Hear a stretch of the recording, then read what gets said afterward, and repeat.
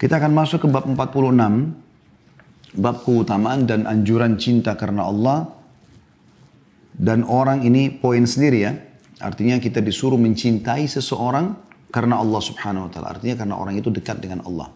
Berarti maknanya kita tidak boleh mencintai orang yang jauh dari Allah. Ya. Orang yang mencintai, suka dengan seseorang yang beriman dan ahli ibadah, memberitahukan cintanya kepada orang yang dicintainya. Dia mengatakan, saya mencintai kau karena Allah. Bahasa Arabnya, inni uhibbuka fillah. Kalau laki-laki. Kalau perempuan, sama perempuan, inni uhibbuki.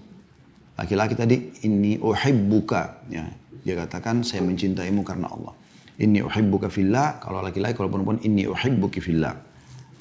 Kemudian jawaban untuknya bila dia memberitahukannya. Jadi kalau kita sudah bahasakan itu kepada teman kita, maka ada apa jawaban dia? Ya, ada jawabannya, ahabbakallahu alladhi ahbabtani fi. Semoga Allah mencintaimu yang kau mencintaiku karenanya. Ya, dengan. Diangkat yang pertama oleh Imam Nawawi rahimahullah dalam bab ini, firman Allah subhanahu wa ta'ala dalam surah Al-Fath ayat 29 yang bunyinya a'udzubillahi minasyaitonir rajim, Muhammadur Rasulullah walladzina ma'ahu asyidda'u 'alal kufari ruhama'u bainahum. Al-ayah. Muhammad itu sallallahu alaihi wasallam adalah utusan Allah dan orang-orang yang bersamanya keras terhadap orang-orang kafir dan berkasih sayang sesama mereka. Ya, yang kalau saya melihat terjemahan keras ini lebih tepatnya diganti dengan tegas ya. Karena kalau keras itu biasanya ada orang salah fahami ini, dianggap dengan menggunakan kekerasan. Padahal Nabi SAW bermuamalah dengan orang kafir ya, yang tidak punya masalah dengan lemah lembut, dan yang punya masalah pun di medan perang, boleh dengan tegas ya. Tegas itu menegakkan kebenaran pada mereka, menghadapi mereka dengan perang pada saat mereka mau perang. Tapi pada saat mereka menyerah, maka mereka dijadikan tawan. Kalau orang keras umumnya pasti akan terus saja tidak mau tahu ya, apakah ini sudah saatnya diberhentikan atau tidak ya. Tapi saksi bahasan kita adalah sebenarnya yang diberatkan oleh Imam Nawawi rahimahullah, firman Allah SWT, ruhama'u bainahum. Mereka saling berkasih sayang di antara mereka. Jadi maksudnya adalah sama orang beriman. Juga firman Allah SWT dalam surah Al-Hasyr ayat 9 yang berbunyi, A'udzu billahi minasyaitonir rajim, walladzina tabawwa'ud dara wal imana min qablihim yuhibbuna man hajara ilaihim. Al-ayah. Dan orang-orang yang telah menempati kota Madinah dan telah beriman, maksudnya orang-orang Ansar.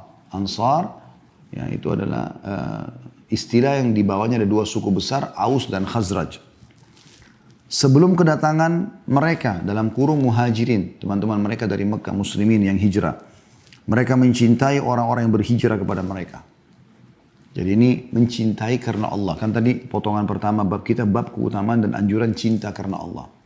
Kita mencintai saudara-saudara kita muslim karena Allah subhanahu wa ta'ala. Dan Allah di sini menggambarkan dalam dua ayat ini tentang masalah hal tersebut. Kita akan masuk kepada hadis atau ke bahasan hadis pertama dalam bab kita ini. Hadis nomor 380 dari awal kita belajar. Dari Anas radhiyallahu anhu dari Nabi SAW beliau bersabda, "Thalathun man kunna fihi wajada bihinna halawatal iman. Ayyakuna Allah wa rasuluhu ahabba ilaihi mimma siwahuma. Wa an yuhibbal mar'a la yuhibbuhu illa lillah. Wa an yakraha an ya'uda fil kufri ba'da an ankadahu Allahu min. Kama yakrahu an yugdhafa fin nar." Hadis ini riwayat Bukhari Muslim. Artinya ada tiga perkara yang barang siapa ketiganya ada pada dirinya, maka dia mendapatkan kelezatan iman, kenikmatan iman. Yang pertama, hendaknya Allah dan Rasulnya lebih dia cintai daripada selain keduanya. Kemudian yang kedua, hendaknya dia mencintai seseorang hanya karena Allah. Dan hendaknya dia membenci, yang ketiga ya, hendaknya dia membenci kembali kepada kekafiran setelah diselamatkan oleh Allah darinya. Sebagaimana dia membenci dilemparkan ke dalam neraka. Kita akan coba korek teman-teman mutiara yang sangat mahal dari hadis ini. Yang pertama sekali, iman punya kelezatan, kenikmatan. Sebagaimana sebenarnya maksiat juga punya kenikmatan. Tetapi dua kenikmatan ini tidak akan pernah bisa disatukan. Anda kalau menikmati salah satunya, maka kenikmatan yang lainnya hilang. Saya sudah sering kasih contoh di pengajian ini. Kalau misalnya seorang muslimah, dia menutup auratnya, pakai jilbab, hijab syar'i yang menutup auratnya, dia kerjakan karena Allah Subhanahu wa taala. Maka dia merasakan ada kenikmatannya, ada kehangatan dalam menutup aurat tersebut.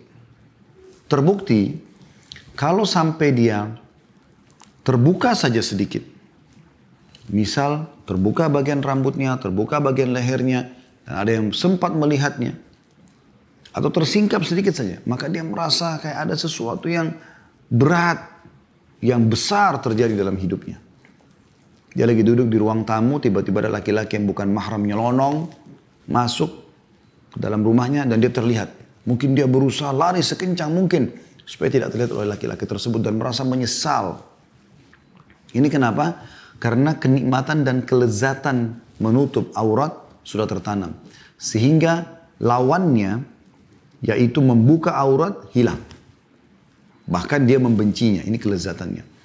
Tapi sebaliknya, kalau orang menikmati kelezatan membuka aurat, dipuji orang, dibesar-besarkan ya, kebanggaannya, kesombongannya oleh syaitan, ya, sehingga dia bangga dengan celana pendeknya, dengan baju ketatnya, dengan rambut yang terurai, memamerkan sana sini auratnya, tidak mau peduli orang ya, tergoda atau tidak, ya.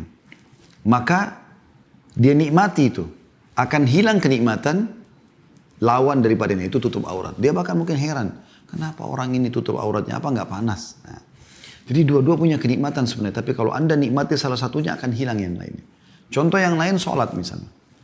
Kalau Anda azan langsung sholat, Anda coba komitmen dan itu mengerjakan karena Allah SWT. Anda betul-betul menikmati setiap langkah ke masjid karena tahu setiap langkah akan diangkat derajat, akan dicatatkan satu pahala dan langkah yang lain akan dimaafkan dosa. Ada doa keluar rumah, ada doa menuju ke masjid, ada doa masuk dalam masjid, ada pahala langkah kanan, kaki kanan masuk masjid, pahala. Keluar dari masjid kaki kiri ada pahalanya.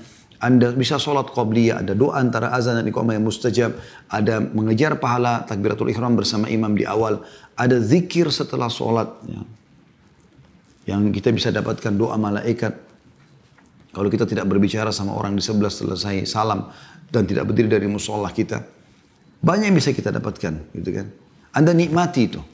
Anda bahkan merasa kalau sudah menikmatinya, kapan luput satu kali saja sholat berjamaah. Seperti ada yang besar sekali yang luput dari kita. Masbuk satu rakaat saja sayang. Nggak dapat sah pertama saja sudah luar biasa bebannya. Berharap kalau bisa dikembalikan waktu supaya kita bisa tidak kehilangan sah pertama itu misalnya. Nah ini kalau ada kenikmatannya, Anda akan terus menikmati itu. Dan akan hilang kenikmatan lawannya, maksiatnya, itu tidak sholat. Anda mungkin heran melihat, kok ini orang gak sholat ya, gak takut ya di hari kiamat akan dihisab dan segala macam. Sebaliknya orang yang menikmati, meninggalkan sholat. Dia merasa, tidak sholat, oke-oke saja, gak ada masalah. Bahkan azan didengar, ada azan, tidak penting bagi dia. Dan dia nikmati itu, maka akan hilang kenikmatan ibadahnya. Dia akan heran, kenapa orang ini sholat terus? Begitu seterusnya. Orang yang sedekah, maka akan secara otomatis ya sedekah ini orang yang pelit, bakhil, kenikmatan bakhil akan hilang. Sebaliknya orang yang bakhil menikmatinya akan hilang kenikmatan dermawannya atau sedekahnya dan seterusnya. Seperti itulah ya.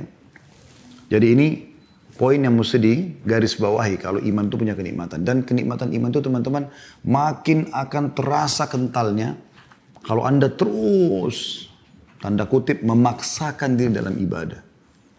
Walladzina jahadu fina lanahdiyanahum subulana. Orang yang memaksakan diri menuju ke jalan kami, kami akan pandu dia ke jalan-jalan kami. Begitu kata Allah Subhanahu wa taala. Ya. Jadi makin Anda kentalkan ibadah itu, makin Anda rutinkan, istiqomahkan, konsisten dalam mengerjakan, maka makin ada kenikmatannya. Ya. Dan itu makin berat syaitan untuk membuat Anda meninggalkan itu. Oleh karena itu teman-teman, jadikan dia seperti sebuah rutinitas. Kapan kita sudah jadikan sebagai rutinitas, maka secara otomatis kenikmatannya akan ada gitu. Ya. Saya selalu gambarkan kita ini sama syaitan seperti orang yang mau lomba lari. Kalau kita masih di garis start, kita bersama syaitan dan kita belum memulainya. Di sini bahasa saya adalah ibadah. Belum mulai Anda, belum mulai sholat malam, belum mulai sholat duha, belum mulai puasa Senin Kamis, belum mulai baca Quran, belum mulai zikir, belum mulai berdoa, belum mulai majelis ilmu, belum memulai bakti sama orang tua, jenguk orang sakit segala macam, maka syaitan akan selalu menggoda Anda, menjatuhkan Anda. Kamu nggak bisa, kamu nggak mampu, A, B, C, D, sampai Anda akhirnya tidak mengerjakannya. Tapi kalau Anda mulai berjalan, berlari, walaupun pelan, syaitan untuk menggoda Anda harus minimal secepat lari Anda atau jalan Anda atau lebih cepat, baru dia bisa. Itu pun belum tentu bisa. Karena orang kalau sambil lari digodain, oh kamu nggak bisa, kamu nggak gini, belum tentu bisa berbekas. Makanya kalau kita rutinkan ibadah itu dan kita paksakan tanda kutip mengerjakannya, maka syaitan akan kewalahan untuk membuat kita meninggalkan ibadah tersebut. Ini poin pertama teman-teman sekalian. Yang kedua adalah kata Nabi SAW ada 3 hal. Kalau ada dalam diri seseorang, dipastikan dia akan rasakan kelezatan iman tadi itu. Yang pertama, ini akan kita fokus dari 3 ini. Dan ini mutiara yang kedua dari hadis kita ya. Yaitu, bila seseorang itu, ya, atau hendaknya Allah dan Rasulnya lebih dia cintai daripada selain keduanya. Coba teman-teman kita tadabburi sebuah ayat Al-Quran yang mungkin bisa menambah wacana kita dalam bahasan potongan ini. Anda bisa buka dalam surah At-Taubah, surah nomor 9. Ya. Dan coba dilihat di ayat 20-an ya. Saya coba cek dulu. Ya, di ayat 24. Surah nomor 9, ayat 24. Coba tadaburi baik-baik ayat ini. Sekali lagi, surah At-Taubah, surah nomor 9, ayat 24. Saya minta semua yang ikuti acara kita ini, buka ayat ini. At-Taubah, surah nomor 9, ayat 24. Saya akan bacakan. A'udzu billahi minasyaitonir rajim. Qul in kana aba'ukum wa abna'ukum wa ikhwanukum wa azwajukum wa ashiratukum wa amwalun iktaraftumuha wa tijaratun takhshawna kasadaha wa masakinu tardawnaha ahabba ilaikum minallahi wa rasulihi wa jihadin fi sabilihi fatarabbasu hatta ya'tiyallahu bi amri wallahu la yahdil qaumal fasiqin. Kata Allah SWT, katakanlah jika bapak-bapak kalian, ini hambatan pertama, ini rintangan pertama yang harus kita lalui. Anak-anak kalian. Yang kedua. Yang ketiga, saudara-saudara kalian. Yang keempat, istri-istri kalian. Yang kelima, kaum keluarga kalian. Yang keenam, harta kekayaan yang kamu usahakan, yang ditabung. Yang ketujuh, perniagaan yang kamu khawatiri kerugiannya. Yang kedelapan, dan tempat tinggal yang kamu sukai. Lalu apa kata Allah? Kalau semua kedelapan hal tadi adalah lebih kau cintai dari Allah dan Rasulnya dan dari berjihad di jalannya, ini besar kata ganti Allah, maka tunggulah sampai Allah mendatangkan keputusannya. Dan Allah tidak memberi petunjuk kepada orang-orang yang fasik. Ayat ini teman-teman dalam sekali. Ada 8 hal yang Allah pastikan ini semua urusan dunia. Dan kita tidak boleh mencintai 8 hal ini lebih daripada Allah dan Rasulnya. Kapan sejalan dengan Allah dan Rasulnya, kita nikmati dan kita berjalan. Kalau tidak, maka kita siap untuk meninggalkannya. 5 hal berhubungan dengan orang-orang terdekat dengan kita. 3 hal berhubungan dengan benda, materi dunia. 5 hal ini adalah bapak-bapak. Maksudnya adalah jalur nasab, jalur keturunan. Ada orang karena bapaknya pejabat, bapaknya seorang pengusaha sukses, ya, Lalu dia selalu berbangga menunggangi nama bapak-bapak mereka. Kenapa tidak dikatakan ibu? Karena umumnya bapak-bapak yang mencari nafkah. Sehingga nama mereka harum, anak-anaknya pun ikut, gitu kan. Menjadi presiden, menjadi raja, menjadi menteri, menjadi pemimpin satu instansi, ketua yayasan, pemilik pesantren, apalah. Ya. Maka kapan bapak-bapak ini jalur nasab kita ke atas, sejalan dengan apa yang Allah dan Rasulnya inginkan. Mereka beriman kepada Allah, mereka juga menjaga hukum-hukum Allah SWT, maka kita menjalankan tugas kita dari Allah dengan menghormati bapak-bapak kita. Mematuhi mereka. Tapi kapan yang mereka titahkan atau yang mereka hasilkan adalah sesuatu yang haram, Allah dan Rasulnya haramkan, maka kita berlepas diri dari poin tersebut berhubungan dengan masalah patuh dalam kemaksiatan kepada Allah. Karena kata Nabi SAW, jelas la ta'ata di makhlukin fi maksiyati khalik. Tidak ada ketaatan pada makhluk, walaupun dasarnya kita disuruh bakti anak kepada orang tua, kalau berbau maksiat kepada Sang Pencipta. Kemudian yang kedua, yang terdekat dengan kita adalah anak-anak, keturunan. Ya. Ada orang tidak pergi ke masjid sholat, hanya karena anaknya ajak dia bermain. Ada orang, dia pergi ke tempat maksiat, kolam renang, di masa liburan sekolah anak-anaknya, ya, hanya karena permintaan anak-anaknya. Walaupun dia pakai hijab syar'i, bapak-bapaknya sudah berjenggot, sudah tidak isbal, sudah ada ciri-ciri sunnah. Mereka masuk ke kolam renang umum hanya dengan alasan liburan anak-anak. Bagaimana bisa anak-anak mengatur kita melanggar Allah dan Rasulnya? Dalam pendidikan anak, teman-teman, saya ingin berbagi. Saya coba terapkan. Alhamdulillah, semoga Allah sukseskan. Saya lihat hasilnya, Masya Allah.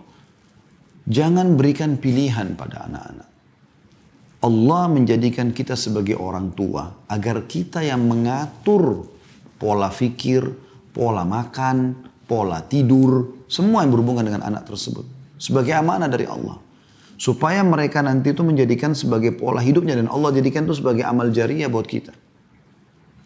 Jangan biarkan anak-anak menentukan sendiri. Mereka masih belum faham.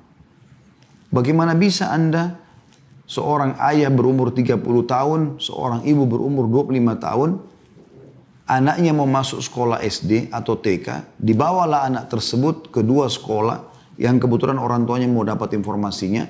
Setelah mereka ngobrol-ngobrol dengan kepala sekolah, dengan guru-guru, peraturan sekolah, kurikulum, biaya, mereka juga punya pertimbangan jarak jauh dari rumah misalnya karena mereka yang mengantar anaknya sekolah.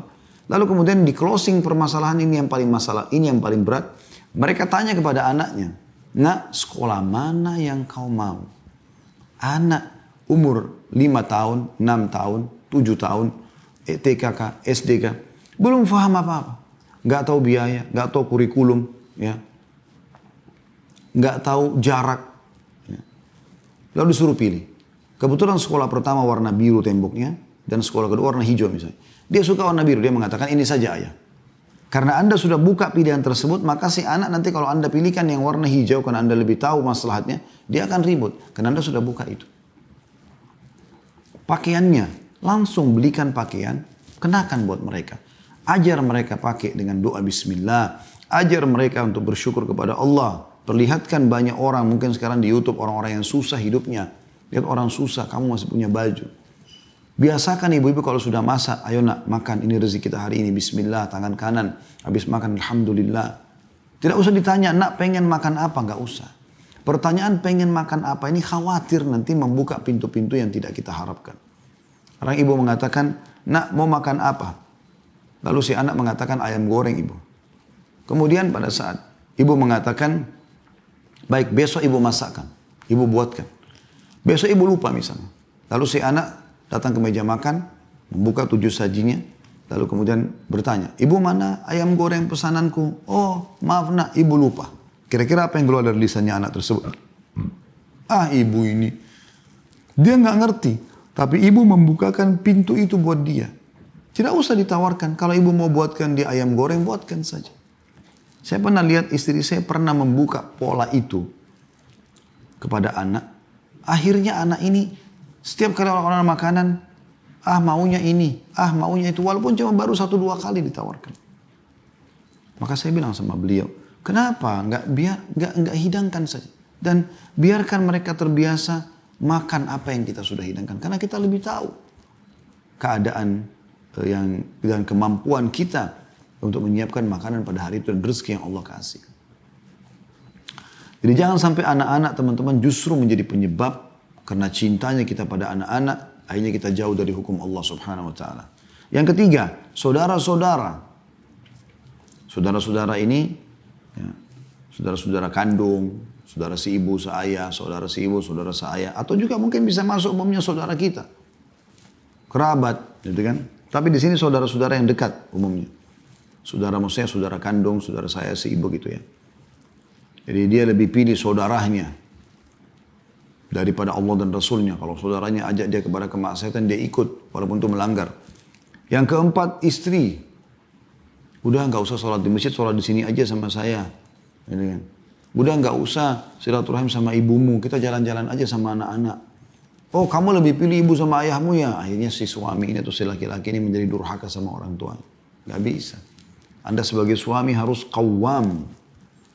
Tugas Anda menafkahi istri, tugas istri melayani suami. Jangan dibalik fungsinya ini. Ya. Anda cari nafkah maksimal di luar, berikan hasil Anda, biar istri bisa makan, bisa minum sama anak-anak, ada tempat tinggal yang layak, kendaraan semampu Anda, selebihnya dia yang melayani Anda. Anda masuk rumah, dilayani oleh istri. Bukan berarti laki-laki tidak boleh melayani istrinya, tapi bukan menjadi sebuah pola. Ada orang pulang kantor, dia sendiri belum istirahat, lalu kemudian istrinya, tolong itu, tolong ini, tolong itu, tolong ini. Lalu dia kapan istirahat sih? Fulan ini kapan istirahat? Dia sudah capek di luar rumah sana. Dan apa fungsi Anda sebagai istri? Kecuali darurat. Anak-anak banyak, tidak ada pembantu. Dan istri betul-betul kerepotan. Yang satu kebetulan buang air, maaf. Yang satu lagi minta susu. Anda mau bantu silakan. Tapi kalau Anda yang mengambil alih fungsi rumah. Sehingga istri menjadi seperti ratu saja. Sama sekali tidak pernah melayani Anda. Anda di luar sudah setengah mati, banting tulang, masuk rumah lagi. Anda sama lagi. Ini terbalik. Tidak akan stabil rumah tangga itu.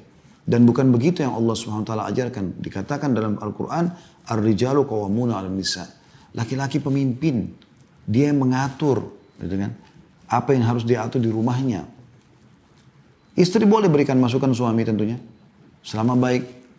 Nabi SAW pernah diberikan masukan oleh Ummu Salamah pada saat beliau di Sulh Hudaybiyah, kesepakatan Hudaybiyah. Sempat Nabi SAW mendapat perintah dari Allah SWT untuk pulang, tinggalkan Mekah, gak usah masuk umrah, dan ambil kesepakatan damai dengan Quraisy selama 10 tahun dan tahun depan baru mereka umrah. Maka sebelum pulang ke Madinah karena sudah terlanjur pakai ihram, mereka tahallul. Nabi SAW tahallul, cukur rambut. Maka Nabi SAW mengatakan sudah kita akan pulang ke Madinah, sekarang tahallul lah. Tapi sahabat belum ada satupun yang berdiri mau bertahallul. Karena mereka ya, pada saat itu berharap, udah kita 1.400 orang ya Rasulullah. Kita perangnya aja Quraisy nih. Gitu loh. Kenapa mereka melarang kita mau umrah gitu ya? Maka Nabi SAW masuk ke dalam kemah. Waktu itu kebetulan istri yang ikut adalah Ummu Salamah radhiyallahu anha. Seorang wanita yang dewasa. Maka dia melihat kesedihan di wajah suami. Lalu dia mengatakan, ada apa ya Rasulullah? Kata Nabi SAW, saya khawatir azab Allah turun. Tidak ada perintah Allah untuk mencukur rambut. Tapi mereka masih belum mau melakukannya. Kata Ummu Salamah, ya Rasulullah, tidakkah Anda memulainya dulu? Maka Nabi SAW menangkap pesan yang baik di sini. Nabi SAW lalu keluar dari kemah, mengambil saran itu, memanggil tukang cukurnya, lalu mencukur rambut beliau. Setelah melihat itu semua sahabat cukur rambutnya akhirnya. Ya. Tapi bukan berarti istri yang mengatur semuanya apa yang berhubungan dengan suami. Sampai ada suami sama sekali tidak ada kawamnya dalam rumah tangga. Tidak ada wewenannya, tidak ada keputusannya. Ini terbalik semua, tidak stabil dalam rumah tangga. Jangan langgar hukum Allah Subhanahu wa ta'ala. Kapan dia salah, tegur dia. Karena itu tanggung jawab Anda depan Allah Subhanahu wa ta'ala. Kata Nabi SAW, kalian semua pemimpin akan diminta pertanggungjawaban pada hari kiamat. Pemimpin negara bertanggung jawab terhadap masyarakatnya, akan diminta pertanggungjawaban pada hari kiamat. Seorang suami pemimpin terhadap istri dan anak-anaknya, dan akan diminta pertanggungjawaban pada hari kiamat. Kenapa istri tidak berjilbab? Kenapa dia keluar Ya, safar tanpa mahram, kenapa ini, kenapa itu, kenapa ini akan ditanya. Dan seorang istri bertanggung jawab terhadap rumah atau harta suaminya dan anak-anak suaminya. Ini juga sekaligus peringatan kepada para ibu-ibu yang cerai sama suaminya. Semoga Allah SWT tidak jadikan di tengah-tengah umat Islam. Tapi qadar Allah kalau terjadi ya sudah. Maka jangan sampai Anda merasa ini anak-anak saya. Allah Subhanahu Wa Taala melalui Nabi Muhammad SAW menyebutkan anak-anak suaminya. Itu anak-anak membawa nasab suami Anda. Gak bisa Anda ego mengatakan itu anak saya. Karena dia saya lahirkan dari perut saya. Perut Anda dipakai ya, sebagai kantong bayi tersebut. Anda punya sel telurnya gitu. Tapi sebenarnya inti manusia di sperma. Sperma milik laki-laki. Makanya Nabi SAW berkata kepada seorang sahabat, Anta wa ma'adika li abik. Kau dan seluruh hartamu milik ayahmu. Ini harus betul-betul stabil dalam masalah ini. Yang keempat, kaum keluarga, kerabat.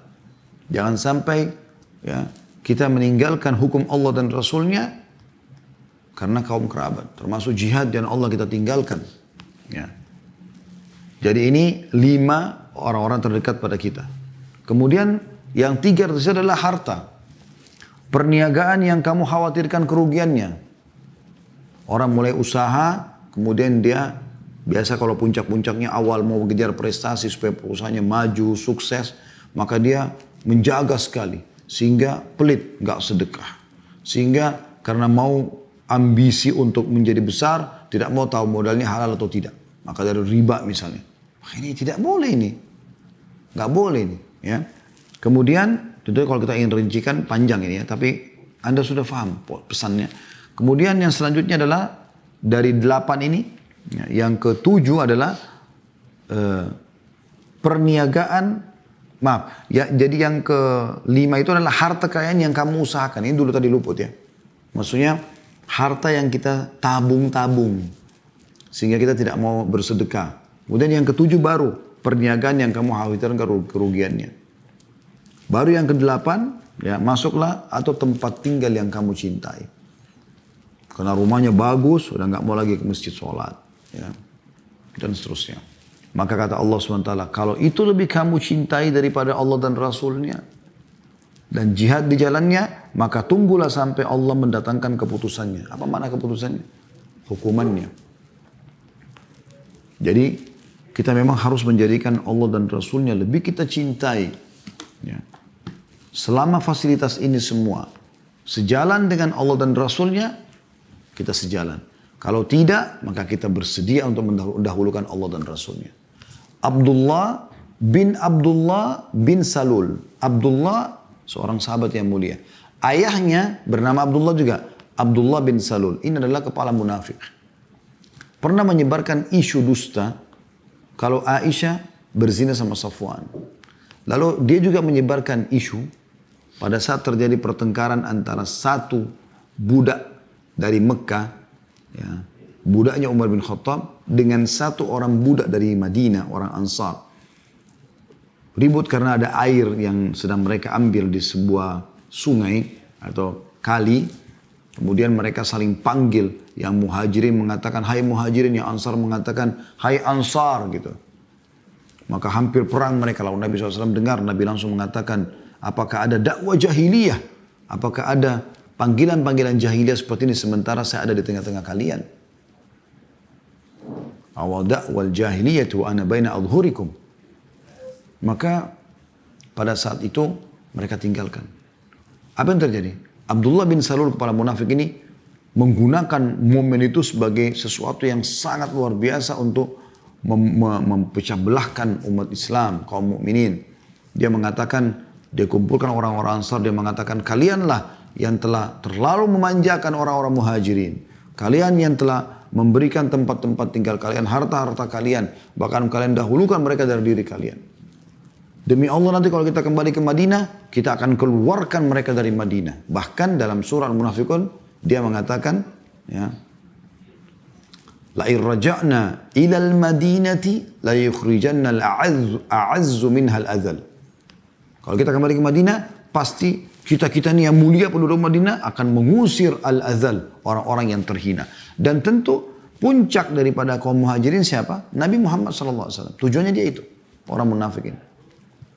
Maka waktu Nabi SAW sampaikan kepada beberapa orang Ansar, maka orang Ansar ini mengatakan, ya Rasulullah, kalau anda mau, kami penggal lehernya ini Abdullah bin Salul. Terus sebar berita di pasukan, kalau Nabi SAW akan memenggal leher Abdullah bin Salul. Anaknya si Abdullah bin Salul ini. Saya tidak katakan beliau, saya cabut ya. Ini orang munafik. Dia layak untuk dilaknat sebenarnya. Anaknya Abdullah bin Salul ini bernama Abdullah, seorang sahabat yang sangat kuat imannya. Datang kepada Nabi SAW lalu mengatakan, ya Rasulullah, sampai ke kuping saya, anda ingin membunuh ayah saya Abdullah bin Salul. Kalau itu benar, karena dia telah mengucapkan kata-kata kekufuran tadi itu, mau mengusir Nabi SAW dari Madinah, menyebarkan isu bohong tentang perzinahan istri Nabi SAW Aisyah dengan Safwan ridwanullahi alaihim, yang Allah sudah bela mereka dalam surah An-Nur dan akan dibaca oleh beriman sampai hari kiamat nanti. Maka suruh saya ya Rasulullah, kata anaknya, suruh saya, padahal ini ayahnya sendiri. Dan anda boleh tanya suku Khazraj, salah satu dari suku yang bergabung hanya menjadi Ansar ya, Khazraj, Aus dan Khazraj. Anda boleh tanya suku Khazraj dan anda akan temukan jawabannya, tidak ada seorang anak yang lebih bakti pada ayahnya dibandingkan saya. Tapi karena dia sudah kufur ini, maknanya begitu ya, maka biar saya yang penggal lehernya untuk membuktikan keimanan saya. Dan ya Rasulullah, jangan anda biarkan orang lain. Anda biarkan orang lain. Lalu kemudian saya melihat pembunuh ayah saya di jalan, saya khawatir saya membunuh nanti pembunuh ayah saya. Dan akhirnya saya membunuh orang beriman karena orang kafir. Jadi dia tahu ayahnya kafir, munafik. Tapi subhanallah di sini Allah dan Rasul lebih didahulukan. Maka kata Nabi SAW, kami akan berbuat baik padanya selama dia bersama kami. Ternyata Abdullah teman-teman belum puas sampai di situ. Dia membiarkan pasukan jalan, dia pergi ke depan sekali pasukan. Dan ini sudah kami jelaskan dalam Sirah Nabawi. Lalu dia menghenuskan pedangnya, mengarahkan ke arah jalan, pasukan balik jalan, dan ini biasanya orang seperti menunggu musuh ya. Orang semua bingung, ada apa dengan Abdullah? Siapa yang akan dia bunuh? Ini kan semua pasukan muslimin. Dia terus henuskan pedangnya sampai seluruh pasukan sudah lewat. Terakhir ayahnya dia dengan orang-orang munafik ada di bagian belakang. Begitu ayahnya lewat, dia letakkan pedangnya langsung di leher ayahnya. Jadi dia bukan cuma berkata-kata teman-teman. Diletakkan pedang itu di leher ayahnya. Sambil mengatakan, demi Allah, kalau kau melangkah satu langkah dari sini, pedang ini akan menebas lehermu. Dia bilang sama ayahnya. Sampai Rasulullah SAW mengizinkanmu untuk masuk ke Madinah. Karena perkataannya dia mengatakan, kami kalau kembali ke Madinah demi Allah, kami akan keluarkan orang kami yang mulia, penduduk Madinah akan mengeluarkan orang terhina, maksudnya para muhajirin. Puncaknya Nabi SAW. Maka Abdullah bin Salul tahu anaknya ini orang yang jujur, orang yang berbakti sama dia. Dan dia betul dengan keimanannya. Maka dia betul-betul tidak bergerak. Dia takut anaknya betul-betul memenggal lehernya. Sampai berita ini didengar oleh Nabi SAW. Nabi SAW mengatakan, suruhlah Abdullah melepaskan ayahnya. Baru dia lepaskan teman-teman sekalian. Ini kisah yang paling jelas bagaimana seseorang mendahulukan Allah dan Rasulnya di atas semuanya. Termasuk orang tuanya sendiri. Kapan mereka memerintahkan kita maksiat kepada Allah, tidak akan ada yang dipatuhi lagi. Dan sudah kita rincikan tadi panjang lebar. Kalau ini ada teman-teman sekalian dalam diri kita, maka akan tertanam kenikmatan iman itu. Itu mutiara yang kedua. Mutiara yang ketiga adalah kelompok yang kedua dari tiga ini, hendaknya mencintai karena Allah. Ya. Artinya, kita menyukai apapun karena Allah menyukai itu. Nah, misalnya ada orang beriman, ahli ibadah. Kita suka sama dia. Bukan karena fisiknya, tapi karena kedekatannya dengan Allah SWT. Perhatikan ya, beda antara cara pandang orang kafir sama orang beriman. Orang kafir itu lebih kepada duniawi. Orangnya keren, tampan, cantik, kaya. Urusan indikasi duniawi. Maka diidolakan gitu kan. Kalau orang beriman bukan itu, bukan fisik, bukan kekayaan.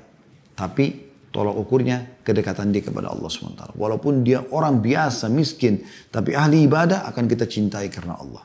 Nah ini indikasinya jelas sekali. Makanya teman-teman sekalian, kita dalam Islam tidak akan pernah menjadikan teman-teman harta, jabatan sebagai sebuah tolak ukur untuk mencintai seseorang itu. Atau menjadikannya sebagai sahabat dekat. Tapi bagaimana kedekatan dia kepada Allah Subhanahu Wa Taala. Kapan Anda masuk masjid, Anda temukan ada satu orang duduk di masjid, kerjanya sholat, tak pernah ketinggalan takbiratul ihram. Ini orang layak untuk dicintai. Cinta artinya loyalitas dan royal. Kita loyal dengan dia dan kita royal. Kita berbagi dengan dia. Kita loyal dengan dia. Ya, mendahulukan dia. Seperti itu.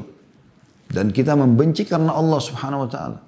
Kalau ada orang yang memang dasarnya dia melakukan kemaksiatan, walaupun dia tampan, walaupun dia cantik, walaupun dia kaya, walaupun dia setumpuk titel akademiknya, tetap aja bagi kita jelek. Karena dia jelek di mata Allah Subhanahu Wa Taala. Nah, jadi ini kalau kita sudah lakukan ini teman-teman sekalian, akan terasa kenikmatan iman itu. Sejuk rasanya kita. Yang ketiga dari 3 golongan ini, dan ini adalah mutiara yang keempat, yaitu hendaknya dia membenci kembali kepada kekafiran setelah diselamatkan oleh Allah darinya. Sebagaimana ia membenci dilemparkan ke dalam neraka. Jadi yang sudah menjadi mu'allaf, masuk Islam, benar-benar biar sampai dia dibunuh pun, dia tidak akan pernah tinggalkan agama Islam. Karena sudah tahu kebenaran. Kapan itu tertanam dalam dirinya, maka kita akan temukan orang seperti ini merasakan kenikmatan iman. Contoh yang paling valid, yang paling bagus di sini adalah, yang paling benar, para sahabat Nabi Ridwanullah alaihim yang masuk Islam di Mekah, fase Mekah. Berat sekali teman-teman. Saya kalau kembali merenungi kisah-kisah tentang bagaimana kehidupan muslimin di awal fase Mekah 13 tahun pertama, termasuk puncaknya baginda Nabi SAW yang ditolak dakwahnya, disebarkan isu tentang penyihir, penyamun, pendusta, dan segala macam hal. Bahkan pada saat itu sampai pada puncak di Mekah itu, ya, diisolasi benar-benar muslimin. Mereka tidak boleh berdakwah, mereka tidak boleh interaksi sama orang. Kalau ada orang tanya tentang muslimin dihukum. Bahkan ya, kalau ada orang dari luar datang bertanya juga ya diserang oleh orang-orang Quraisy. Jadi sampai pada tingkat mereka betul-betul terisolasi. Terisolasi. Anda bayangkan 13 tahun dakwah di Mekah, jumlah umat Islam 153 orang. 83 orang karena terdesak di Mekah hijrah ke Habasyah. Dipimpin oleh Ja'far bin Abi Thalib radhiyallahu anhu. Kakaknya Ali bin Abi Thalib beda 10 tahun dengan beliau. Ridwanullahi alaihim. Dan akhirnya Najasyi, Raja Ethiopia masuk Islam di tangan beliau. Kemudian 70 sisanya tinggal bersama Nabi SAW di Mekah. 13 tahun berdakwah, cuma 153 ya, hasil yang ada. Karena diisolasi benar-benar disusahkan umat Islam pada saat itu. Bukan cuma itu. Puncak-puncaknya itu pada saat Quraisy lagi ngamuk-ngamuknya gitu kan. Maka semua yang memiliki budak dari orang-orang Quraisy boleh menyiksa. Dan terang-terangan di depan rumah mereka, di pinggir-pinggir jalan mereka letakkan budak-budak mereka, mereka cambukin, mereka bunuh. Ya, kisah masyhur Sumayyah radhiyallahu anha dikenal dengan awal syahidah fil Islam, perempuan yang pertama mati syahid dalam Islam. Sampai saya menamakan salah satu anak perempuan saya Sumayyah karena nama yang mulia ini. Gitu. Dia budaknya Abu Jahal. Dan Abu Jahal pada saat itu kalau tidak salah Sumayyah dalam kondisi hamil, berkata padanya, dibawa terik matahari, diikat kedua tangannya dan kedua kakinya dengan kuat tertarik, lalu kemudian ditaruh di terik matahari, tidak dikasih air minum, panas tanahnya, ya karena lagi terik-teriknya matahari. Abu Jahal pegang sebuah tombak kecil yang tajam sambil mengatakan, "Hai Sumayyah, tinggalkan agama Muhammad atau aku akan menusuk perutmu pelan-pelan dengan besi ini." Maka Sumayyah tetap mengatakan, "Aku tidak akan meninggalkannya." Lalu ditusuk, dibunuh Sumayyah radhiyallahu anha. Bagaimana teman-teman di waktu itu Al-Quran belum turun semuanya. Ya. Anda bayangkan Anda berada di Mekah, kondisinya masih tradisional, bangunan, teknologi belum ada, kehidupan masih benar-benar sebuah perkampungan. Ada orang yang tidak bisa baca, tidak bisa nulis, ngaku sebagai nabi. Dan kalau yang ikut selamat masuk surga, yang tidak ikut maka masuk neraka. Di masa kita sekarang gampang kita beriman dengan Nabi SAW. Al-Quran sudah dalam terjemahan bahasa Indonesia ada, banyak ulama yang menyampaikan, buku-buku tafsir sudah banyak, buku hadis, banyak indikasi yang bisa membuat kita beriman. Tapi zaman itu baru beberapa surah Al-Quran yang turun. Bagaimana mereka mempertahankan imannya, itu luar biasa gitu. Ya. Tapi mereka membenci untuk kembali kepada kekufuran, ya, dan lebih baik pilih dibunuh daripada menjadi kafir. Karena mereka lebih pilih mati dalam kondisi mati syahid daripada nanti kembali pada kufuran lalu mereka masuk ke neraka nantinya. Dan pada Sumai dibunuh Yasir, suaminya radhiyallahu anhu berusaha membela tapi tidak bisa. Dibunuh juga Yasir. Waktu sementara keduanya disiksa sama anak mereka bernama Ammar radhiyallahu anhu majma'in. Rasulullah SAW sempat lewat tapi tidak ada kekuatan. Hadits yang masyhur kata Nabi SAW, sabran ala Yasir fa inna mau'idakumul jannah. Sabar wahai keluarganya Yasir karena balasan kalian surga. Udah nggak bisa harus buat apa lagi. Belum ada wahyu memerintahkan untuk berperang. Begitu luar biasanya mereka bersabar teman-teman sekalian. Tapi pelajaran. Jadi supaya orang tidak menganggap remeh. Masuk Islam nanti murtad lagi. Apalagi yang sudah muslim malah murtad. Ini lebih ngawur gitu. Meninggalkan kebenaran Islam tidak butuh dengan mereka. Tidak usah Anda peduli dengan orang yang tidak mau masuk Islam. Atau orang yang murtad dari Islam. Sudah. Dia pilih itu terserah. La ikrah fiddin, tidak ada paksaan dalam agama. Dia sendiri yang rugi kok. Gitu. Kalau kita mau dakwah silakan, tapi ya sudah, terserah dia gitu. Kita bersyukur kita dalam keadaan Islam karena ini keselamatan. Ini hadis teman-teman sekalian yang berhubungan dengan masalah ya yang kita pelajari pada kesempatan ini, yaitu hadis nomor 380 dan juga dua buah ayat tadi surah Al-Hasyr 9 dan Al-Fatih ayat 29.